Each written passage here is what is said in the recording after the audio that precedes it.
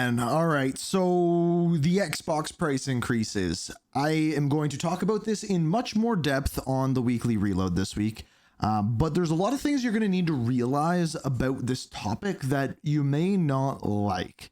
And I'm going to go through all of this, give you all of my opinions on this, and we'll see what we're thinking by the end of it. But I have some very, very strong opinions. But the video we're going to be watching is by Mr. Matty Plays. He's diving into the Xbox price increase as well as the games increase.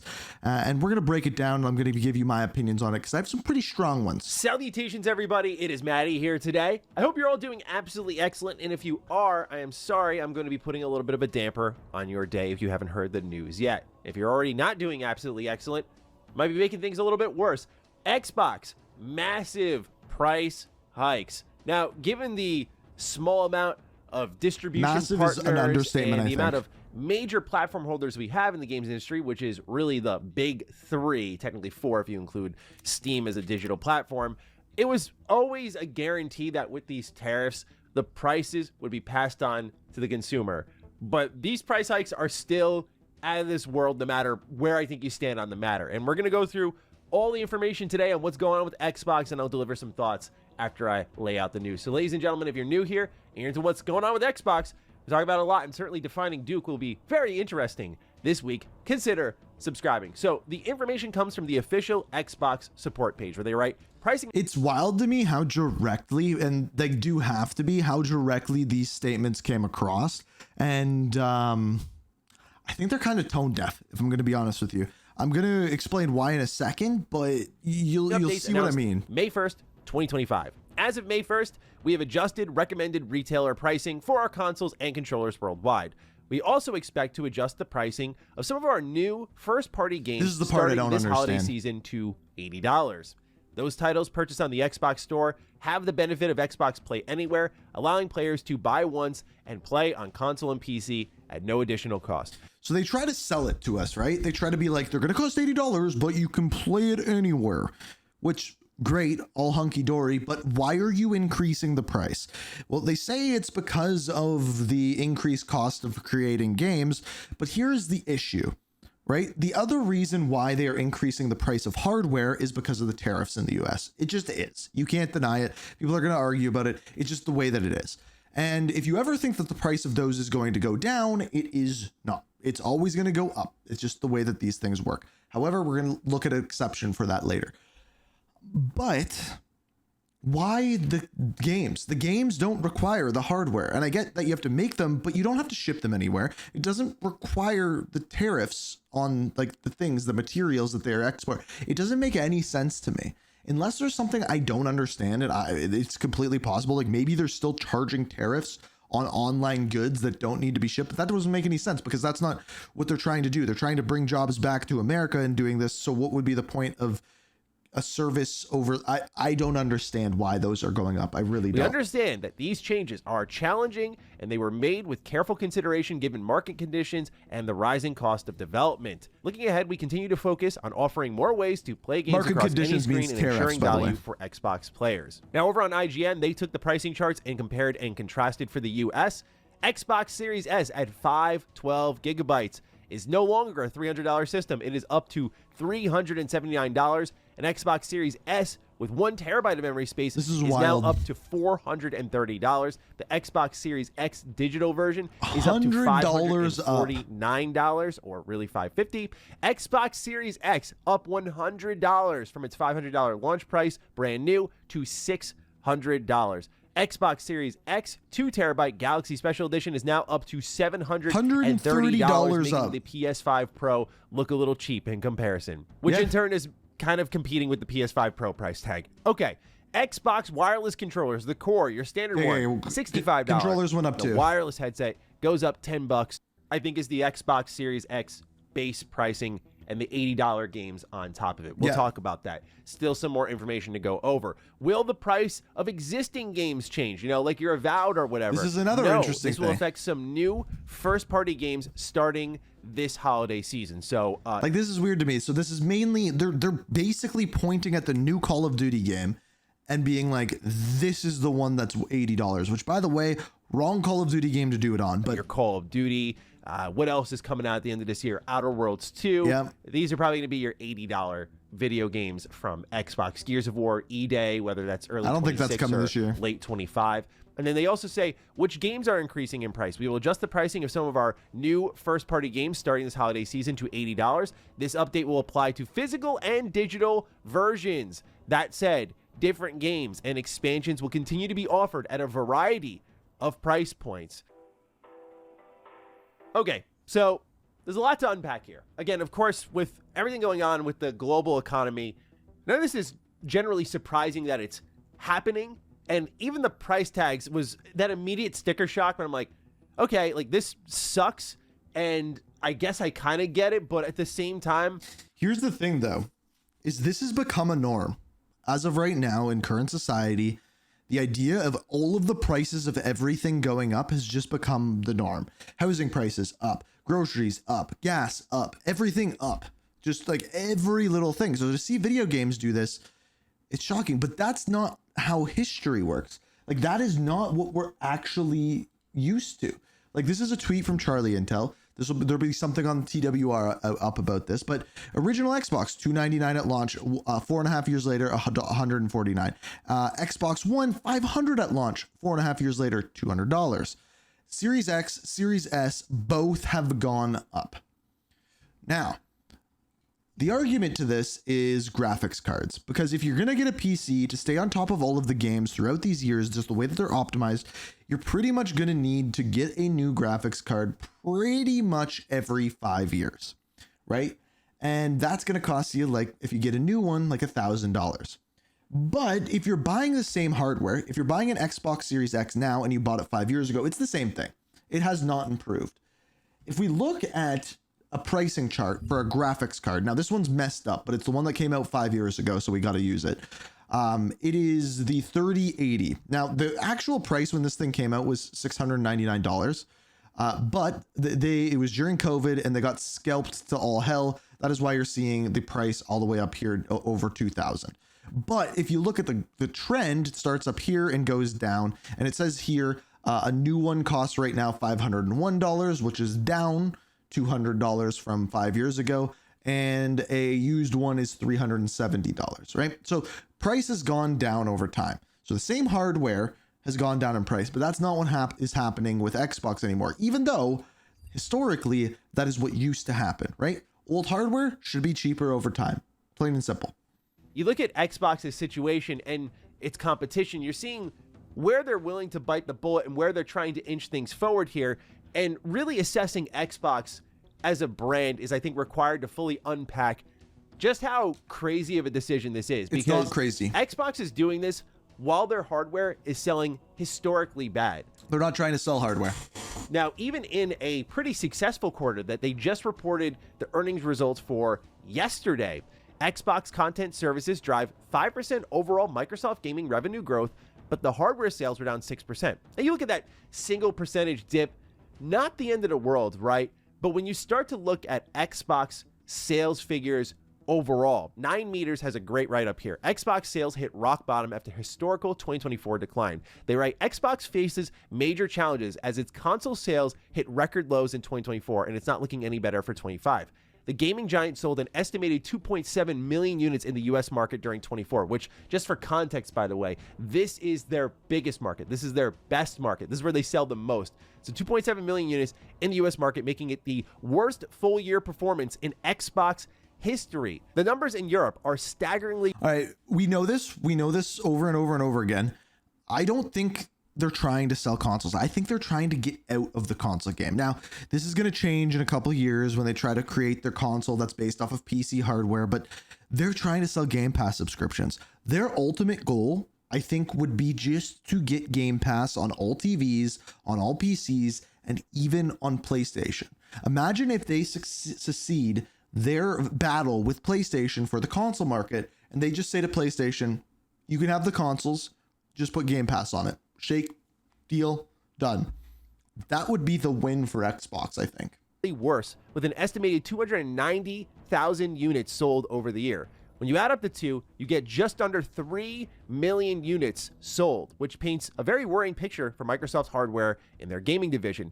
Those numbers are down from 2023, which was also a tough year when Xbox sold 3.8 million units in the US and 550,000 in Europe for a combined 4.35 million. And you might remember during that stretch of time for Xbox, this is where they were actually having exclusives that they could market. Some of them didn't pan out well, of course, like Redfall. You had games like Hi-Fi Rush, Shadow Drop, amazing video game. You had Starfield, which I know the post-launch is a whole different conversation, but pre-launch was building up a lot of hype and was then labeled as like the biggest day one Game Pass game Xbox had ever had. It just really pushed a lot of sales. It seemed like things were trending in the right direction. Even then, it's considered a tough year. They say this is a nearly 10% drop year over year in units sold, leading to Microsoft reporting a 42% drop in Xbox hardware revenue for the quarter ending in June 2024 in recent months. So they're doing this price increase where the crazy reality, right, is that if you bought an Xbox Series X at launch, $500, that was the cheapest time to buy it. That was the... That's what I'm saying. That's the wild part. Outside of like holiday sales that happen afterwards, that was the cheapest time to buy it. It is now a $600 unit. It's a 5-year-old machine that is $100 more to purchase. Wherever you are, that is awful wherever you stand. That sucks. And they're doing this at the time where they're having a historical decline in hardware. And that's because when they ripped out the Band-Aid with their multi-platform push, everyone was asking the same question. Why own an Xbox? And I think they've provided some decent reasons. Xbox Play Anywhere has been a bit of a game changer for me. Just being able to play on the backbone with my phone and then play it on my PC and then play it on my console. That kind of ecosystem, it sounds gimmicky at first, but it really is a game changer to be able to pick up and literally play anywhere. I'm not gonna lie, I've been digging Game Pass. I really have. The fact that I'm not having to buy any of these new games, I subscribe to it, but like the amount that they've been putting out, the amount that like just in the last couple of months, South of Midnight, Expedition 33, Elder Scrolls 4 Oblivion, just like within a month, and then we have Doom. I'm not sure what we have in June, but Doom this month. But I lay all that out because otherwise I think Game Pass is there.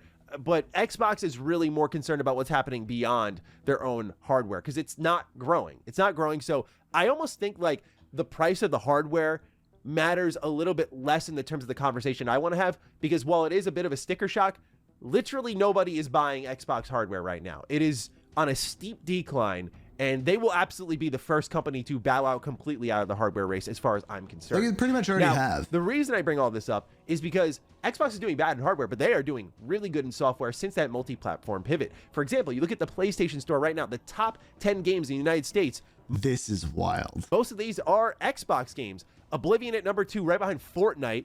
Forza Horizon 5 at number 3. Call of Duty is right there. And then Minecraft is in the number 10 slot, thanks to, I imagine, the push the movie game. The movie, yeah. So Xbox has 4 games in the top 10 best-selling games on PlayStation.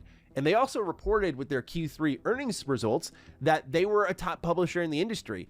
And it's showing. They are selling a lot of games. And in the mix here is also Indiana Jones, which just came out on PlayStation 5 and is sadly getting buried. That is like one of the best games Xbox has published. And it's if you haven't played this, you should. Just like between that and Hi-Fi Rush, it bugs me to no end. I'm like, dude, like why are people, the good stuff Xbox does publish is like right there. Please play it.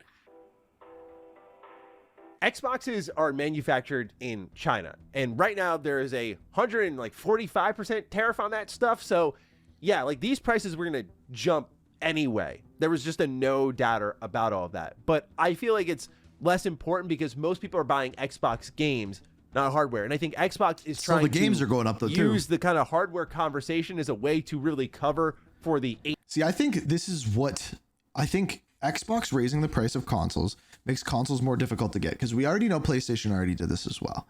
So they are literally full on board with selling Game Pass. That's what they're trying to do. And if they raise the base price of a game, now all of a sudden Game Pass becomes more valuable. You are getting more value for that. Instead of, if I get 3 new Game Pass games a month, like we just talked about, instead of saving whatever it may be, $70 per game, so $210, I'm now saving $240 a month for like a 16 or 23 or whatever dollar a month value I'm actually paying.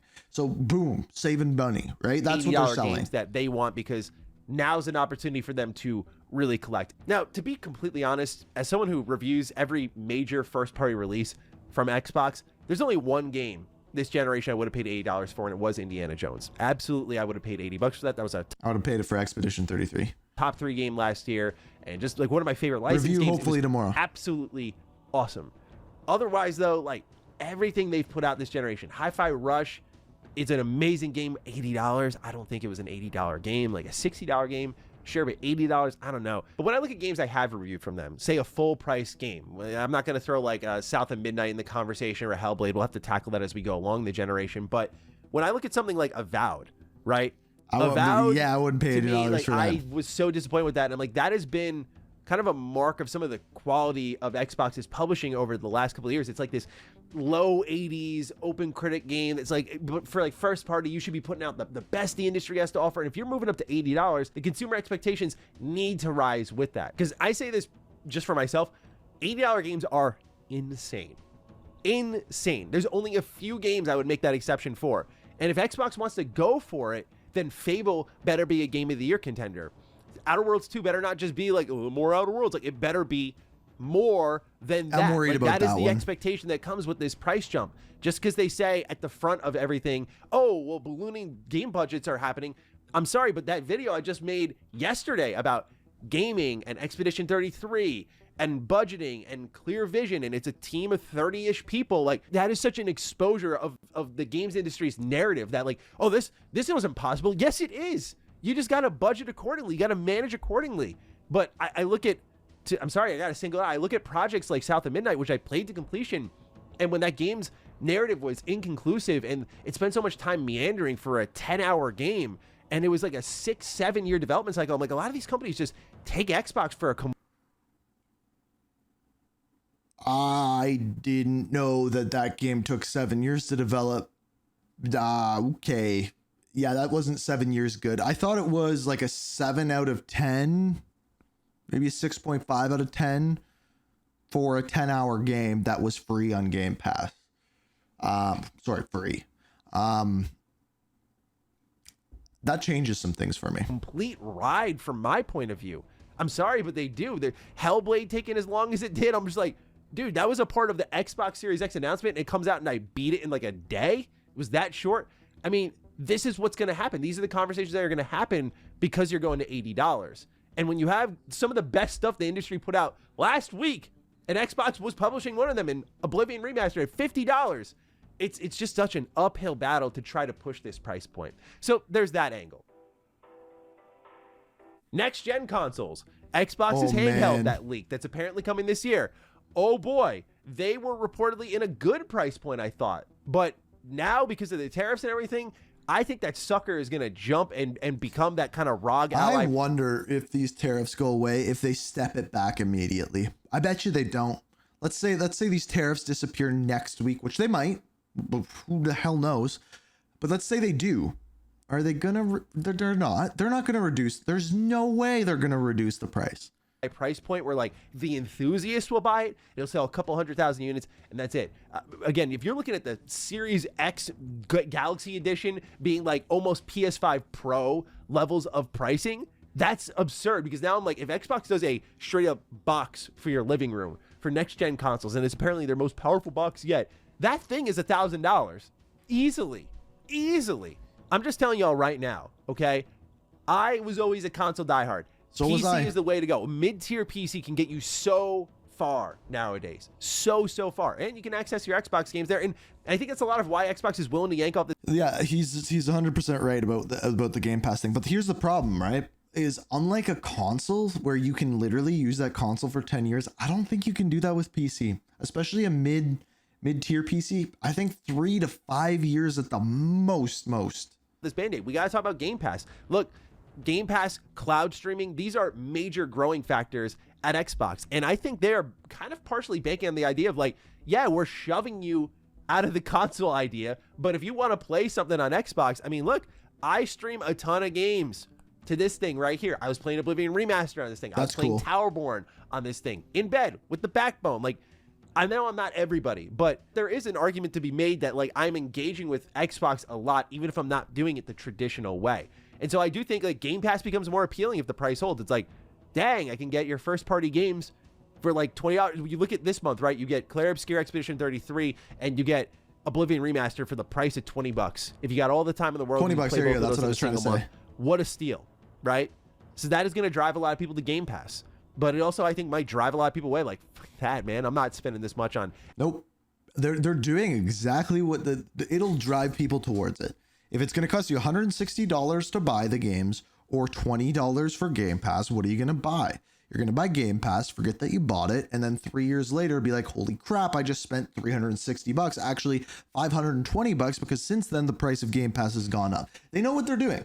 Xbox stuff, but I think the reality is that, and I don't say this in defense of them because it all just sucks, is that other companies are making similar moves. I just don't think anyone's ripped off the Band-Aid quite on the level Xbox just did. Let's look at PlayStation real quick. Prices just jumped in Europe, Australia, and New Zealand for the PS5 itself. They kept the PS5 disc drive at a similar price point.